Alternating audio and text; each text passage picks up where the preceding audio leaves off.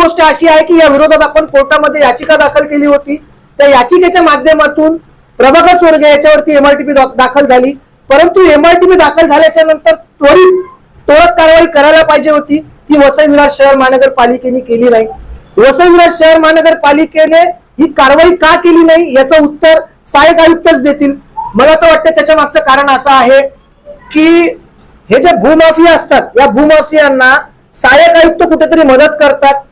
Stay घेण्यासाठी त्यांनी एवढा काळ लावला, अखेरीस काही काळासाठी वसई सत्र न्यायालयाने प्रभाकर चोरगे यांना स्टे दिलेला आहे। आणि याचं कारण असं आहे की या महिलेने त्या ठिकाणी एक गाळा भाड्याने घेतला। ऍक्च्युली या महिलेचा नालासोपारामध्ये खानदेशी तडका नावाचं एक चांगला सुंदर हॉटेल होता। लोक मुंबईवरून यायचे हिच्या आजचं जेवण खायला। लोक असं म्हणतात की मराठी माणूस व्यवसाय करत नाही, मराठी माणूस व्यवसाय करतो, परंतु मराठी माणूस व्यवसाय करत असताना दुसरा मराठी माणूस त्याच्याबरोबर काय करतो हे देखील या गोष्टीतून आपल्याला दिसून येते। ही रेंट अग्रीमेंट आहे, या रेंट अग्रीमेंट वरती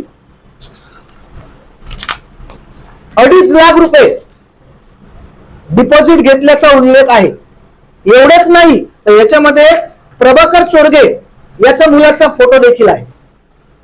आता प्रभाकर चोरगे याच्यावरती एमआरटीपी दाखल झाले तर मंदार चोरगे याच्यावरती पण एमआरटीपी दाखल झाली पाहिजे की नाही झाली पाहिजे? परंतु तुझ्याबरोबर काय घडलं? नमस्कार, माझं विरार वेस्टला माझं रेस्टॉरंट होतं। जवळपास मी तिथे 9 महिने माझं रेस्टॉरंट चालवलं। भाडेतत्वावरती घेतलं होतं प्रभाकर चोरगे यांच्याकडनं। एक दिवशी संध्याकाळच्या वेळेस मी 4 ते 7 मध्ये रेस्टॉरंट बंद असतं, त्यावेळेस मी आणि माझे मिस्टर तिथे होतो आणि माझे मिस्टर 5 मिनिटासाठी बाहेर गेले होते। तिथे आतमध्ये मी एकटी होती किचन मध्ये।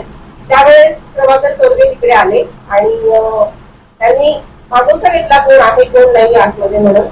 आल्यानंतर त्यांनी खूप वाईट आणि अश्लील गोष्टी काही करायला सुरुवात केली की तू खूप छान दिसते, मला तू खूप आवडते, मी तुला काश्मीरला घेऊन जातो, माझ्यासोबत फिरायला चल वगैरे, या पद्धतीने।